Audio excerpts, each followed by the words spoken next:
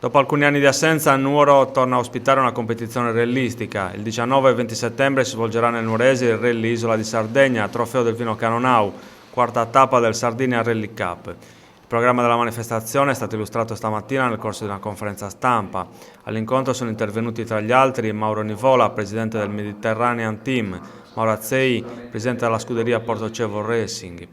I saluti dell'amministrazione comunale sono stati portati dal sindaco Andrea Soddu, che ha sottolineato l'importanza di una manifestazione come questa per la promozione del territorio. In cantiere con gli organizzatori c'è per il prossimo anno la possibilità di svolgere un rally riservato alle auto elettriche che sposi sport e ambiente. Presentiamo il Rally Isola di Sardegna qui a Nuoro per riprendere una tradizione che c'è sempre stata a Nuoro già dagli anni 60, quando qui venivano a correre munari, piloti importanti di quello che era il circuito di allora.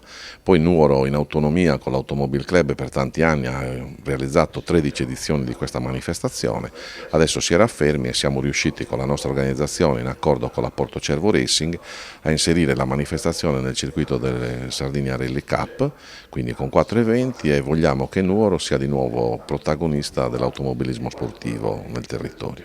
Due numeri sulla competizione, partecipanti, chilometri da percorrere. Abbiamo delle buone proiezioni per quanto riguarda i partecipanti, ci saranno circa 70 equipaggi al via. Stiamo ricevendo le iscrizioni, ma abbiamo proprio dei sondaggi precisi. Per quanto riguarda la manifestazione, nella sua categoria dei rally nazionali, valido per il TRN italiano, è al top, nel senso che abbiamo circa 290 km di percorso complessivo con 100 km di tappe a cronometro di prove speciali, quindi siamo proprio al vertice, diciamo, di quello che è consentito in questo tipo di manifestazioni.